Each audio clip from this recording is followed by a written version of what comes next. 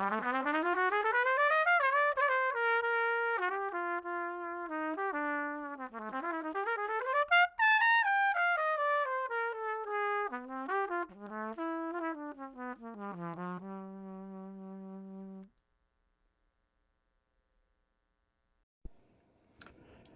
horn right here, I think, is the best sounding trumpet I own.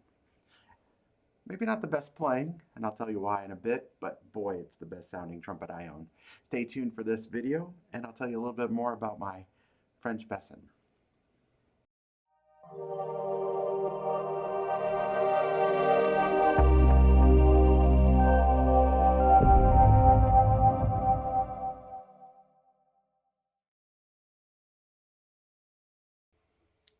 Hey everybody, it's Trent from Austin Custom Brass. Thanks again for watching this video. If you have a moment, hit the subscribe button. Stay up to date with us. We love showing you goodies, and people have asked what's actually in my trumpet and brass collection, we'll say. So I decided to open up the doors a little bit. Hold on, and I'll show you a little bit more. There's some more of those, but I'll bring you back here. That's a little bit of my collection, and each day I'll be releasing another piece of the treasures. This horn, it's a funny story. I bought this horn online many years ago. I call it patches because you could see it has a bunch of patches. And this is a French Besson that has been modified a little bit. It's not the Miha, it's the, I'm going to pronounce it wrong, I'm sorry, Brevete.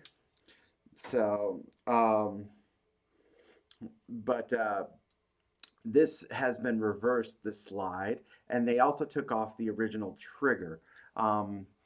This horn came to me, I bought it on eBay maybe a decade ago, before the shop, so actually it had to be maybe 15 years ago. And while it looked pretty good, it was trashed.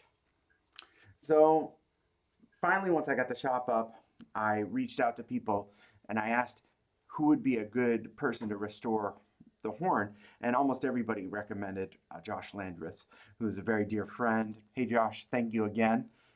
So as they say in Mo Better Blues, I won't sell it, I won't sell it. But it really is the case. This horn is one of my prized possessions, not only because my dear friend Josh worked on it and I get to see him every time I look at this horn and play it, it's because it has such a great sound. That's the good part. The bad part, it is really challenging to play because most horns make a pop when you take their slides out. No pop. On this slide, barely any pop. If you do a vacuum seal test, sometimes I'll do that. I don't even know if you can hear this on the mic. I'm going to get it closer. You hear the snap, but it also has a puff of from the vacuum it creates. That is a little bit of an indicator of compression, and this one has none, even though I can show you here, the valves look pretty great. Josh did an amazing job on the restoration, but didn't do a valve rebuild because of my request, because I wanted it to play and sound the way it sounds. I've had a few horns in the past that I've restored the valves, and they didn't really sound the same after doing it. Now I've had others, like this old super recording, that it plays great afterwards, but this has such a beautiful sound. It has, I don't know how many patches it has, but it has a lot. I'll say 5 to 10 patches on it, but it is a beautiful horn. And let me play you a little bit. This is my Mount Vernon 3C, and the mic is totally raw and unedited.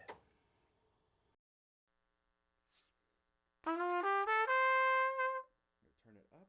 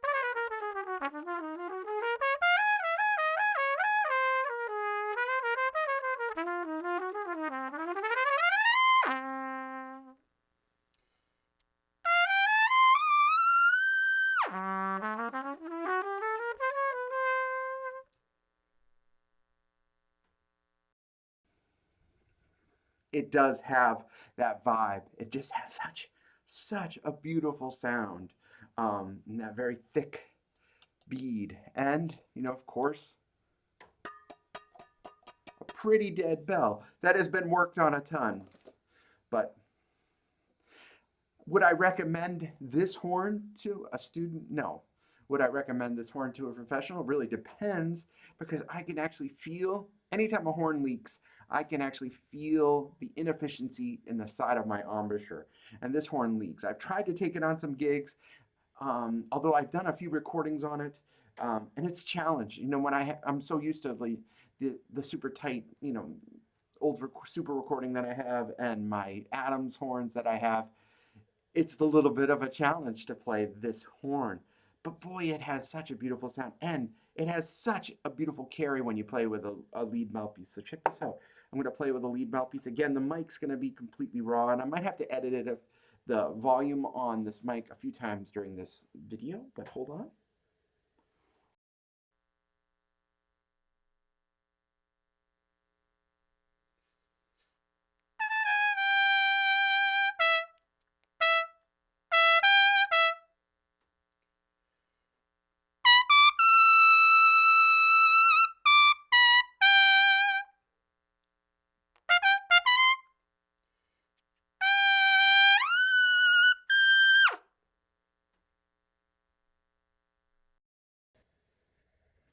I haven't played this horn in a while. It's great. Even though it sounds amazing, I felt that instantly in the chops. So then you say, well, why not just buy another Besson and restore the valves? I actually did that, and something to this close of a serial number, it wasn't the same. Everybody's tried to copy the classic Besson design. Bach's trumpets are copies of the Besson design. Benge trumpets, great copies. King Liberties, lots of horns were modeled after the famous trumpet, the Besson trumpet. My recommendation, if you can find one, is grab it. Even if it doesn't play the way you want it to play, this horn is just so fun to play. All right, I'm going to play it a little bit more. Play a little pops for you now.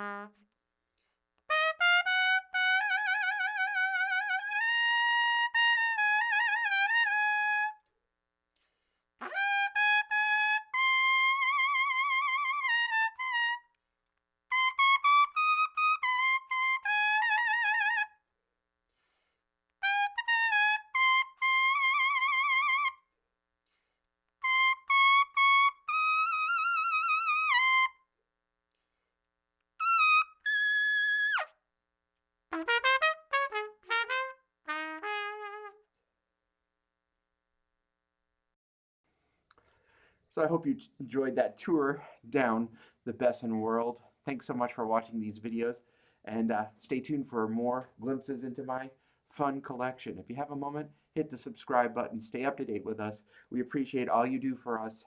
Keep on keeping on. Take care. Ciao.